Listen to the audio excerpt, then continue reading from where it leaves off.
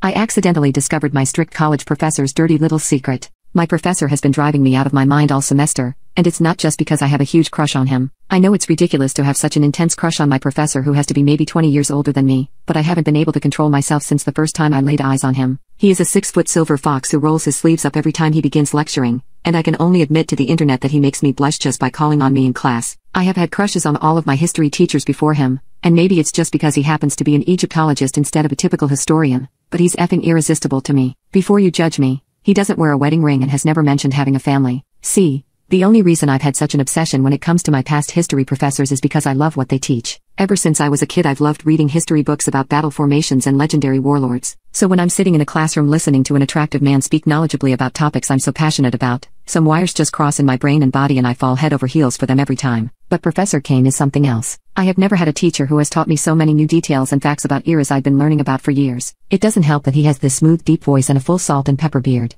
I think my crush would have faded in time just like all my other ones in the past, but my professor seemed to take a weird liking to me, but not in the way I wanted. After Professor Kane noticed that I raised my hand more than any other student, and never missed the extra credit portion on an assignment, he offered to do an independent study with me. I would meet him in his office once a week for private lectures on any topic of my choice as long as I wrote research papers on each lecture he designed just for me. It was a steamy, intellectual intimacy like I had never felt before, and it made my knees weak to be sitting there in front of Professor Kane as he explained ancient Egyptian medicine to me with stars in his eyes. I've wanted him for months, but he has been nothing but polite and professional to me. He assigns me more work than anyone in the class, and asks for regular meetings to discuss my work, but I've never caught him even taking a second glance at me. I felt my lust in secret. I would think of Professor Kane during Tinder hookups and I knew my insane crush was only growing. As the end of the semester closed in, I started to realize that soon my time with Professor Kane would be over for good. It had been a tough week, and I wanted to make my research paper to Professor Kane extra polished, so I ended up going over it again and again, until eventually, I noticed something strange. My word count was off.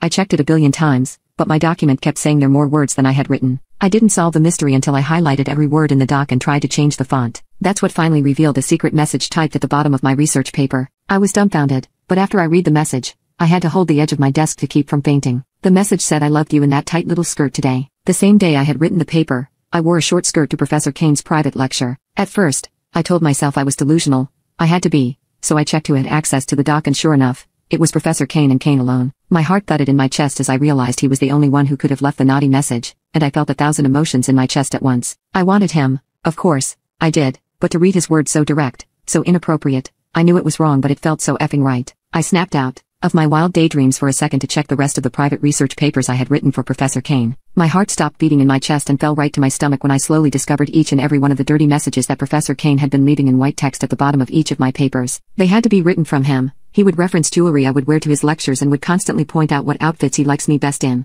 There were a few messages where he detailed how he wanted to take me right there in his office, and listed everything he would do to me. Just reading those messages had me sweating, and I've never wanted anyone more in my entire life. I never knew it was possible to crave somebody like this. I need his hands on me like I need water, like I need food and warmth. I want him more than anything, and now I finally know that he wants me too.